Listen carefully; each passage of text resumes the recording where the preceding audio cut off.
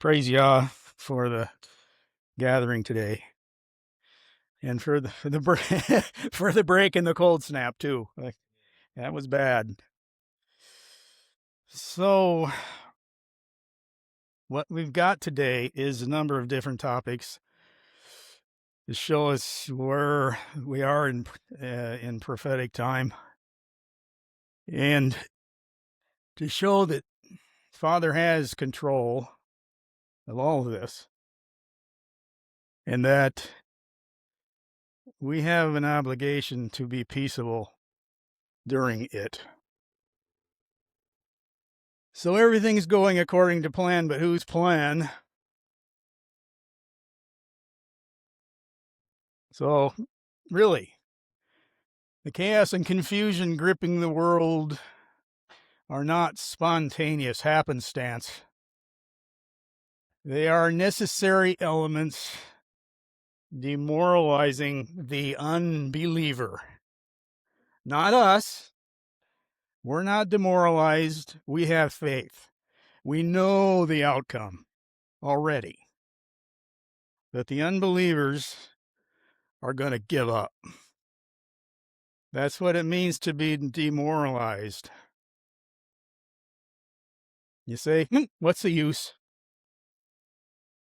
Let it happen.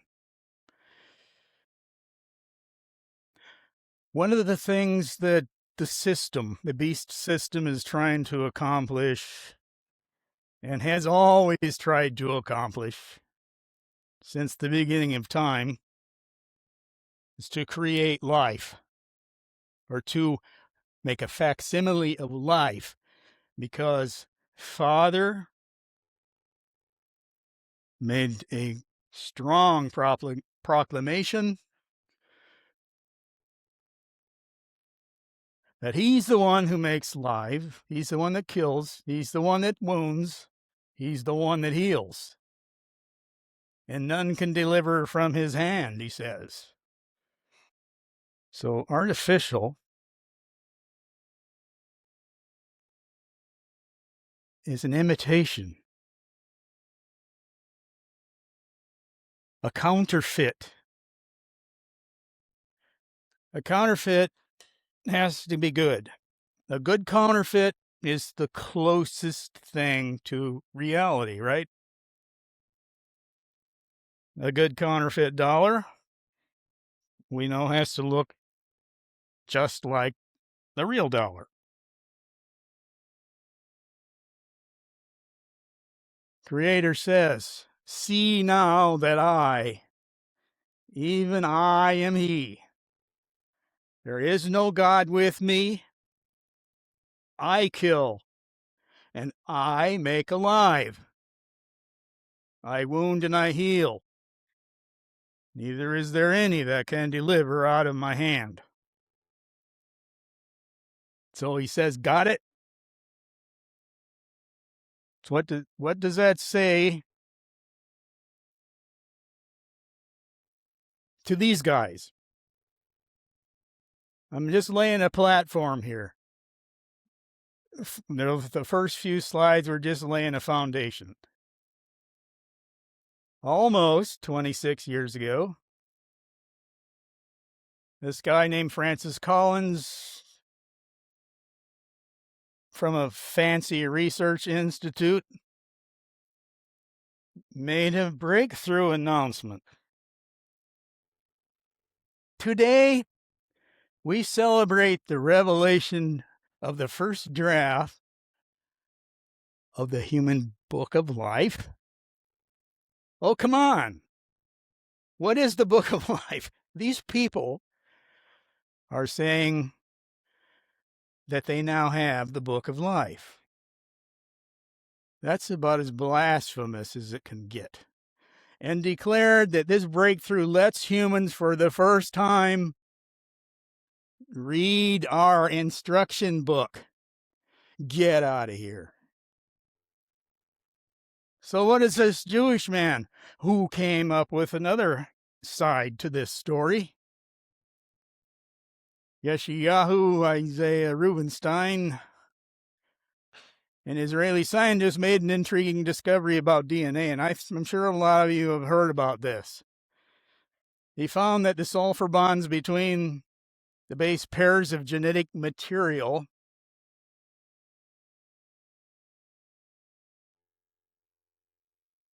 they follow a repeating pattern. 10-5, 6-5. Those are the letters of the holy name. Indeed, the relationship between all aspects of our DNA manifests within the matrix what we call the name of the Creator. Rubinstein has uncovered a fundamental structure embedded in nature which aligns with the pattern of Yod He Vav He. That's his. I made this. It's like I signed paintings because I made the painting. He signed each thing that he created with his name.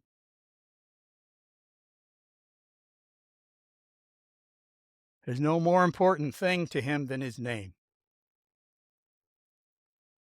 So what about Jonathan Cahn? He wrote the book. It is possible that behind what is taking place in America and the world lies a mystery that goes back to the gods of the ancient world. And they that now do you think they've returned?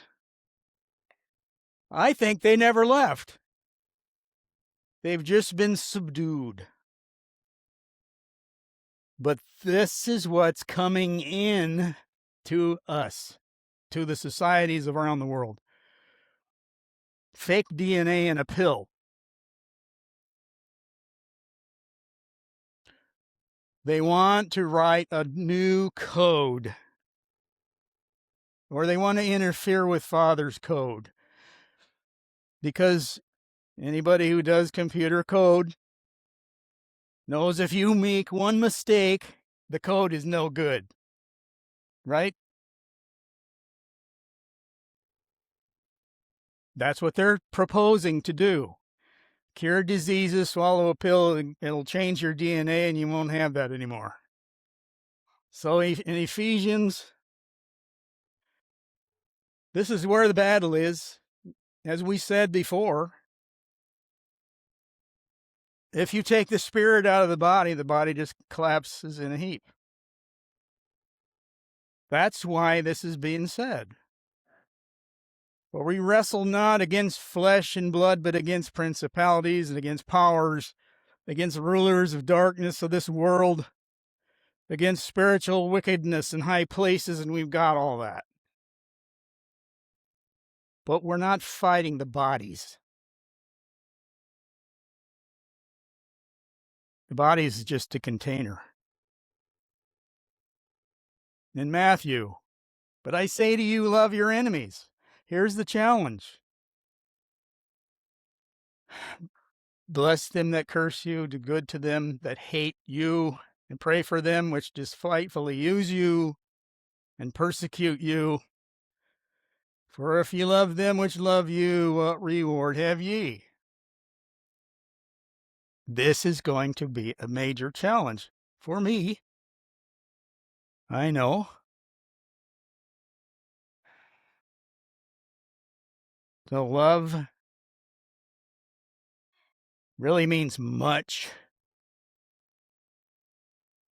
It's related to a Hebrew word which means sensual love, but we're not talking about that here. To love in a social or moral sense. This is what they're putting over on us as Christians. They're using these facts as a weapon. So a neighbor's close, near fellow countryman,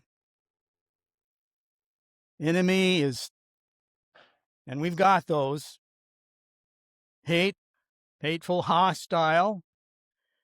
What are we seeing? It's the awful things taking place in Minnesota, and in the West Coast, Chicago, the big cities, there's hostility. But I will say, ICE, we think ICE is a good thing because they're going to come and rid the nation of all those people who want to ruin us, that are looking to capitalize on this. Love your neighbor.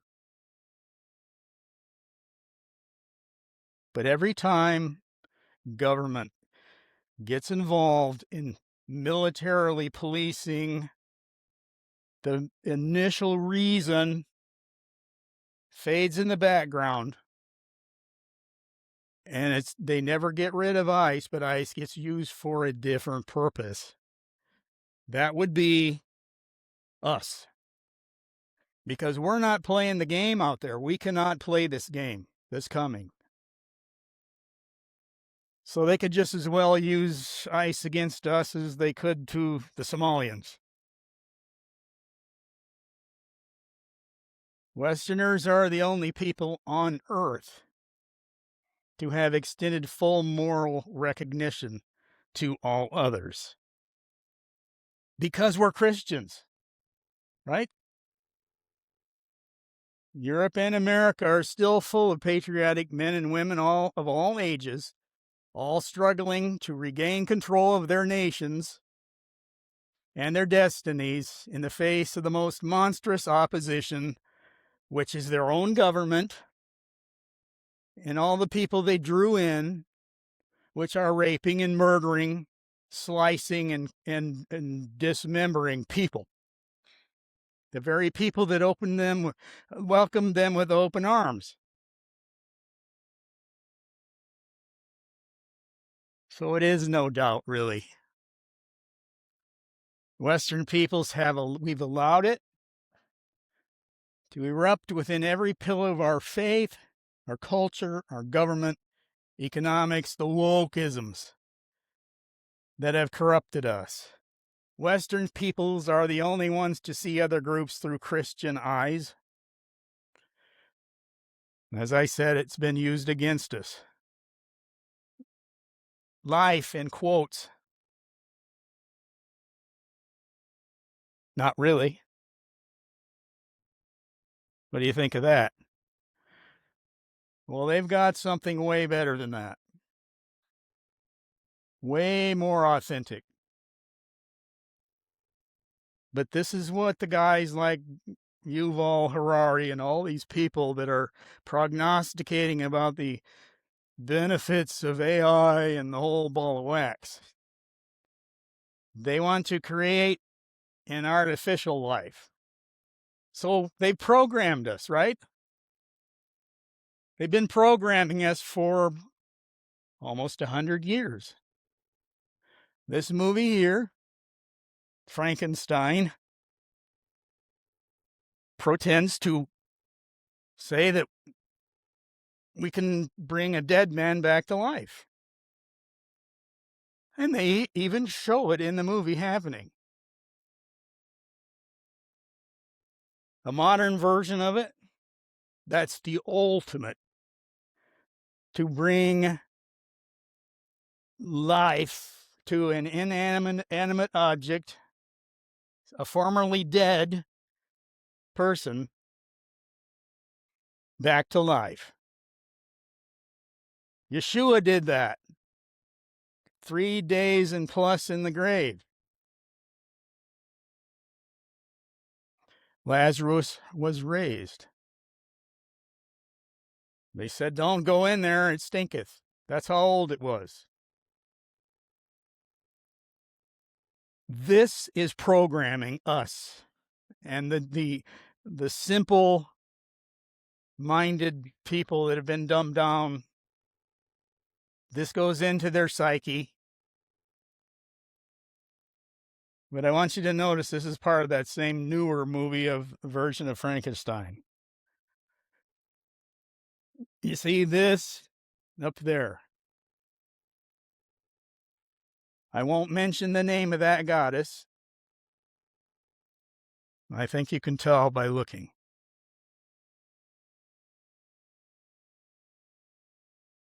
I thought since we're bringing up the gods of the old time, they're putting him in front of people right now.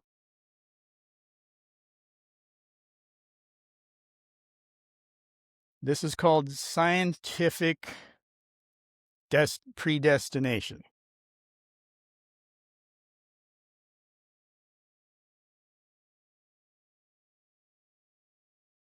So what are we dealing with? Science? Right there? Science is the new religion, they say? This goddess in the modern version that's very old. There's several iterations of this.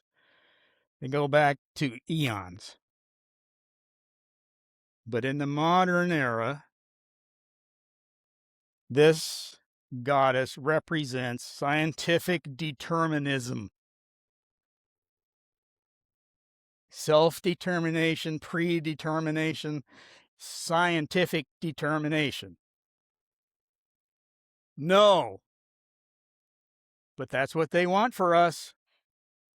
Science is going to bring everything around. That's what they're saying in the World Health Organization with the WHO and many of the other ones that you can think of. The movie Metropolis. Pardon? New World Order, man. Well, what do we got here? This movie is 99 years old. 99. We've got a mechanical being, but what is it going to be? Through science, and if you'll notice, see this up there in the background? It's a part of an upside down pentagram, which was used to denote something we know of. But through all of this and all the electricity and the sort of Nikola Tesla type science, you see a human being, in quotes, come out of that. But what happens when the human being comes out?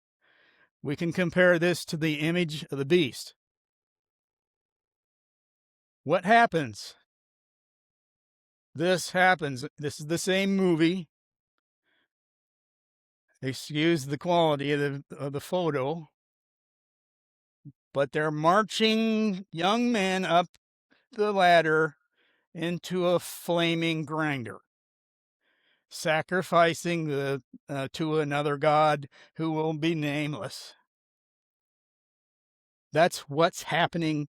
They're getting people ready for it. So there's a quote from Harari.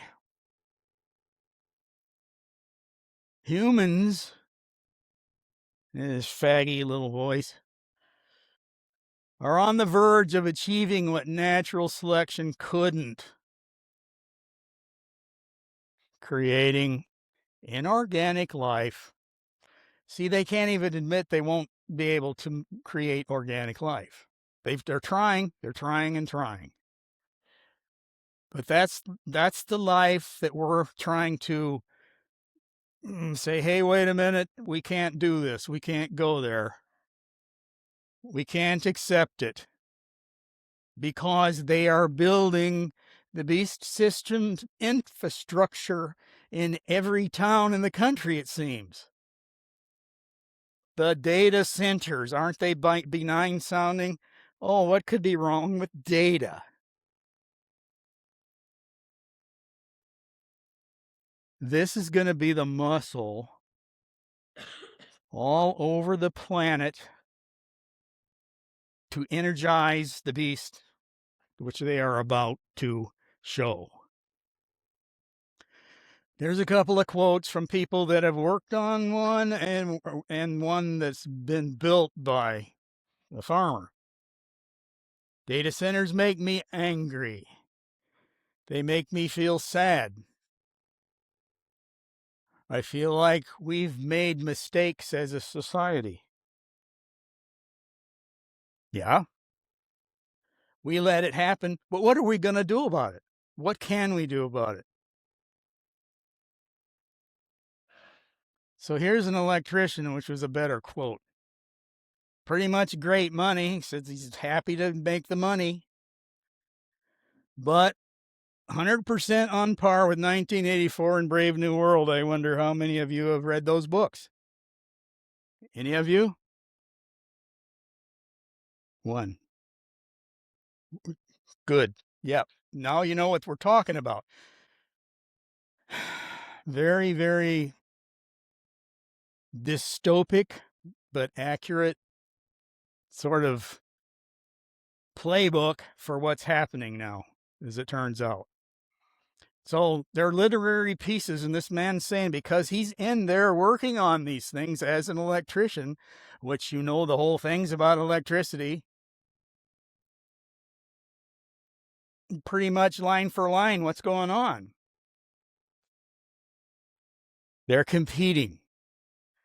This artificial life is competing with us as organic life forms. Water and energy and land are things we need, but we'll soon find ourselves competing with the artificial life they're trying to create. So yes, there is a war going on for resources between Yahweh's created life and artificial life called AI. So we have an alternative reality, and this is something that I think we need to discuss so that we don't find ourselves trusting what we see on the internet.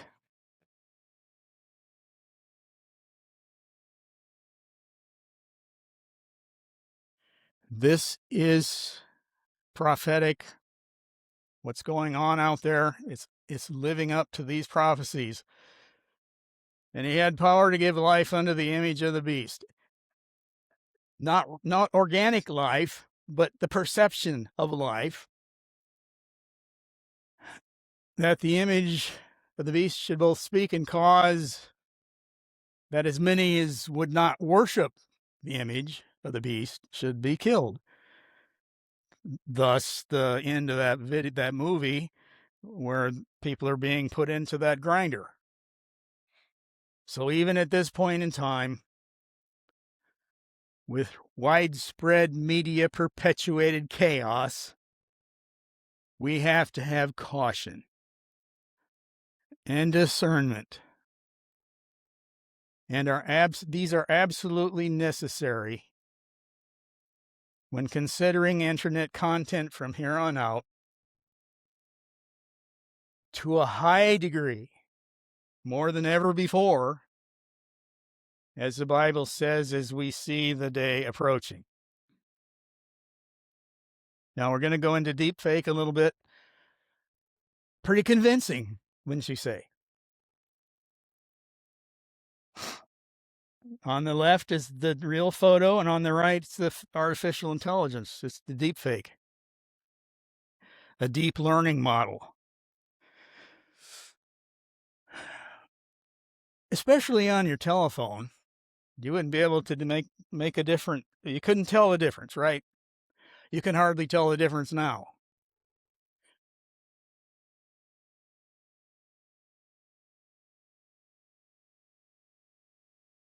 A deep fake is a digital forgery created through deep learning. Now, here's the danger.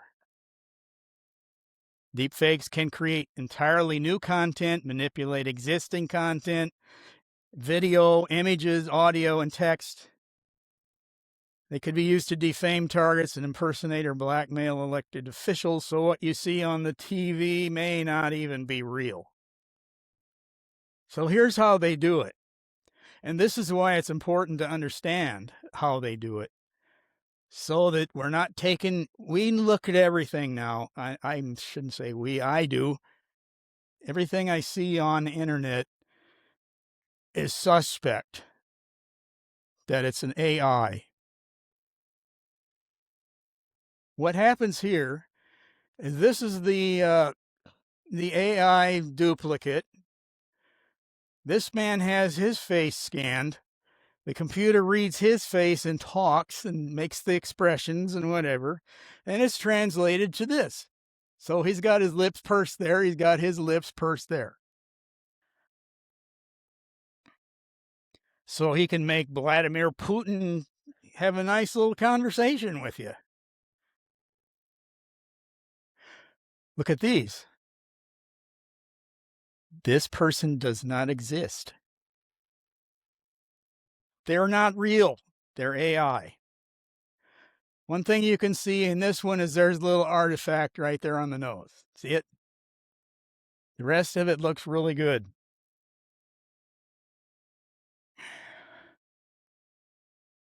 So we're going to look at a deep fake. So I need to click that. Click this. Go ahead. Go ahead and click it. It's a video of a deep fake. I don't know if I can do it with this or not.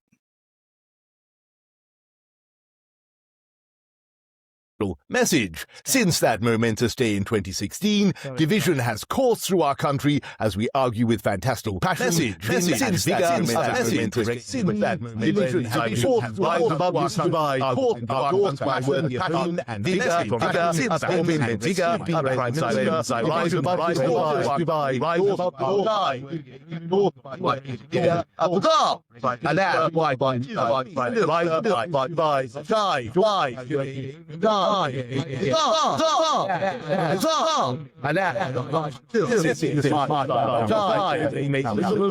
again. Huzzah! Alas, why should you believe me? My like is sending his counter with Polyphemus. I too am nobody. I am a fake bear. A deep fake to be precise. And as you can see, even I, the Prime Minister, can be affected by them. Yes. The unregulated power of technologies like this risks fueling misinformation, eroding trust, and compromising democracy. Yes. Help us rugby tackle deep fakes, not children, at futureadvocacy.org/deepfakes. Castigat, Redendo, Mores. Okay. Thank you. So I can advance this away. You can see problems with that, but that's an old one. The new ones are better. You can see artifacts in the mouth and all that. But our existence is not in the coming system, and we must, at all costs, stay outside of it. That's why this fellowship is so important, that we have each other. We have the closeness, we can cry on each other's shoulders. Right? We can defend our own, and we can provide food and shelter as well. We cannot go into this, and it's going to be very sneaky. The Golden Age. We've heard this too recently. Trump likes to bring that up. You'll find out that Trump is working right along with the rest of them. Everything that he's doing sounds bombastic and outrageous. But he says we're entering a golden age now, though there's your golden age. Nebuchadnezzar was the gold guy. Yep, he was the guy that was gold. It was his kingdom that was gold.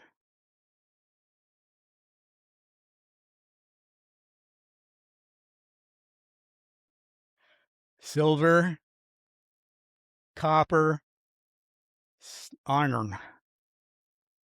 The descending value from gold to clay and iron globs for feet and toes.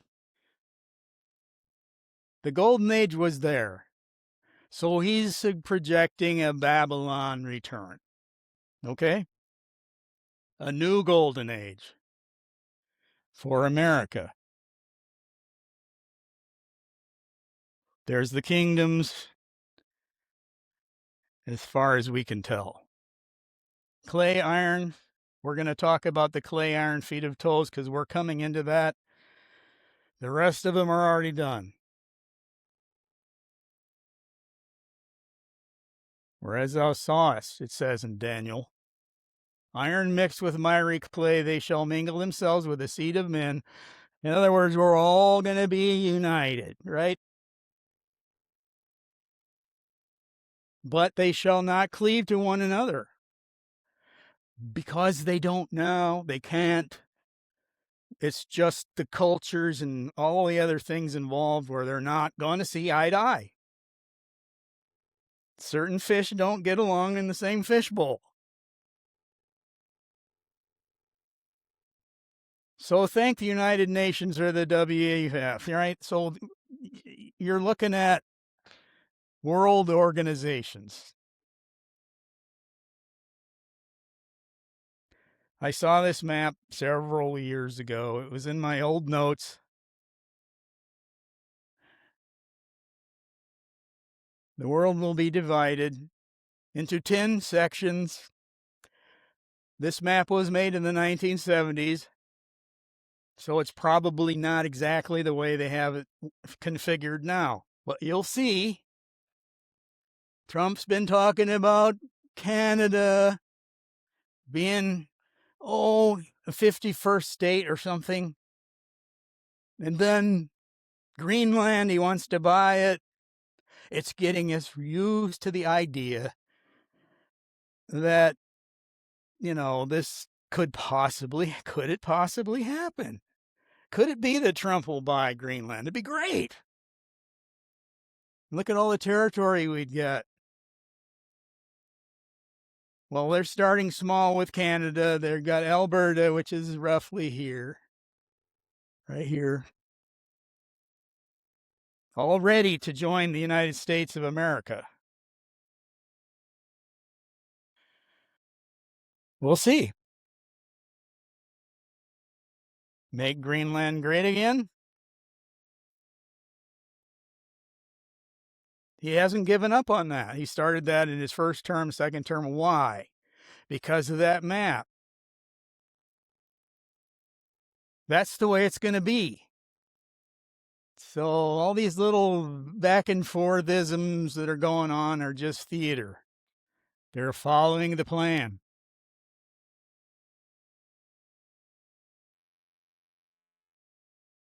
This young man's got to make Alberta great again hat.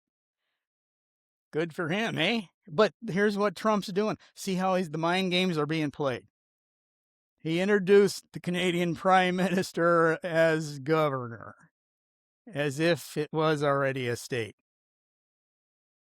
And it is. It's just a matter of formality now. So, 10 horns. We saw the feet of clay and iron and the toes. 10 horns, 10 kings, same thing, which have received no kingdom as yet. This is what's coming, but receive power as kings 1 hour. That's not like 60 minutes. It just implies a short amount of time. So there's going to be power in this beast system for a brief period of time, governed by 10 kings over those 10 connections, under the power of the beast. They will give their power and strength to the beast. We're given the power already. Our electricity is going to be siphoned off for this system.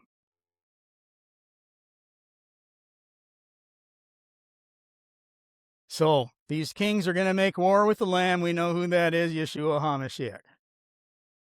And the Lamb shall overcome them. For he is Lord of lords and King of kings, and they that are with him, which is us,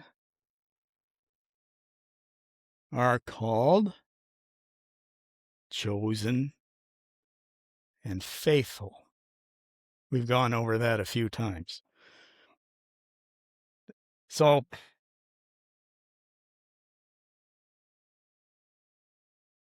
what does this all mean?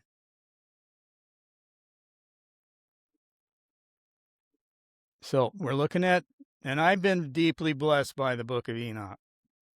Many years ago, I said, no, this is not for us, but there are some really striking comparisons with the scriptures, with the canon, and it should not have been taken out of the canon. So we're going to talk about what happens to those who die in Yeshua, the righteous dead, how they're treated by the sinners, if you want to call them that, the outer world, what they will say about us, and snickering and bringing about shame on us. What good did it do us to do the good things? So look, we'll see. Ye souls of the righteous, and be hopeful that ye have died in righteousness. Fear not, and grieve not if your soul into Sheol, the grave, descends in grief. It's not a curse to descend in grief. It's part of the world. That in your life your body fared not according to your goodness.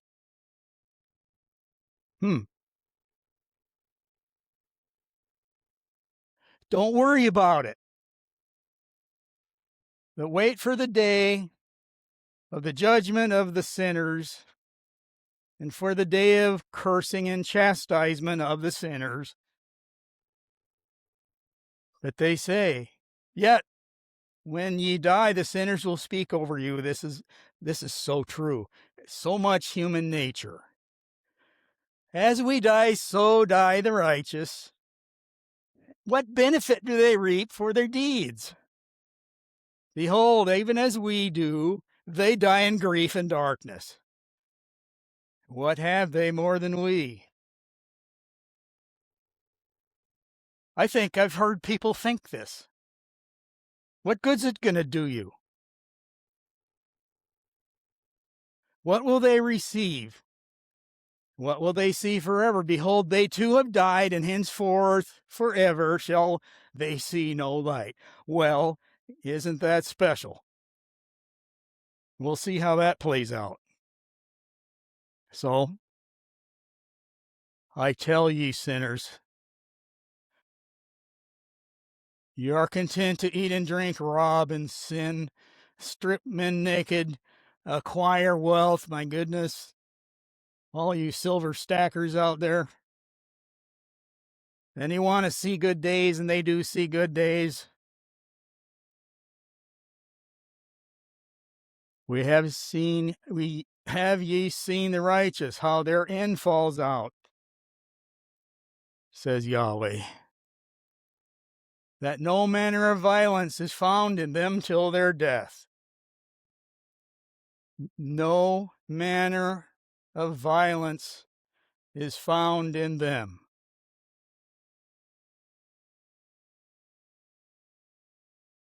This is what we have to look forward to. But as it is written, I have not seen, nor ear heard, neither have entered into the heart of men the things which Elohim hath prepared for them that love him.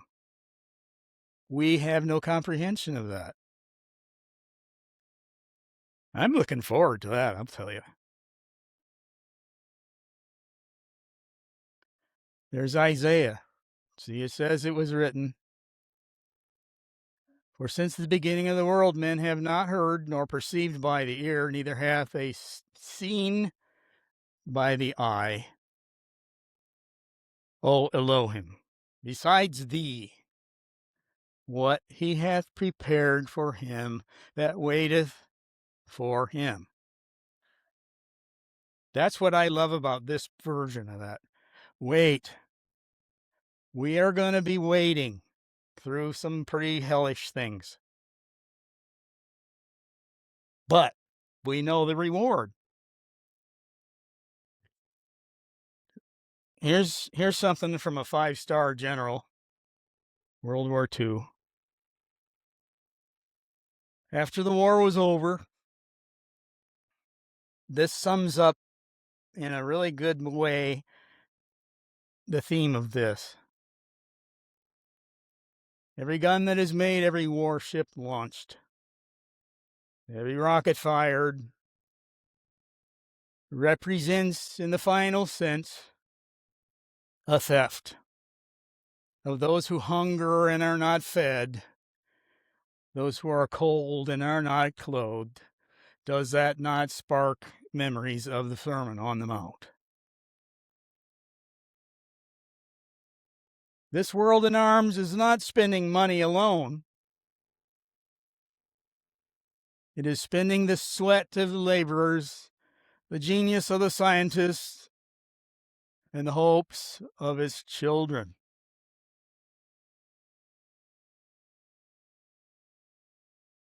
To make machines to kill and to destroy, to shed blood on the earth. And this is what we have going on now.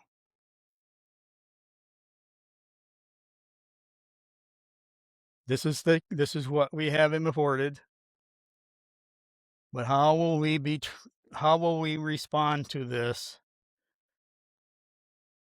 is going to be within every man's heart what is right.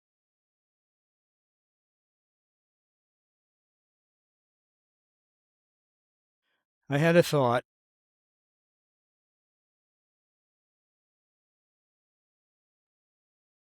From darkness into light.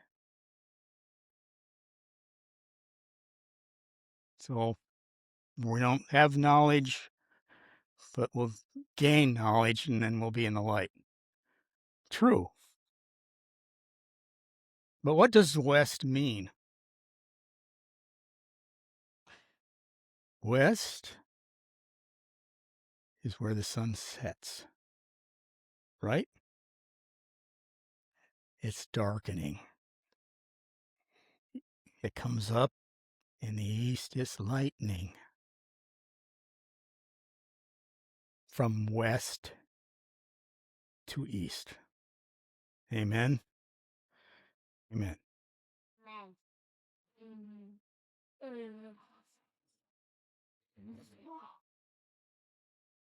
Questions, input?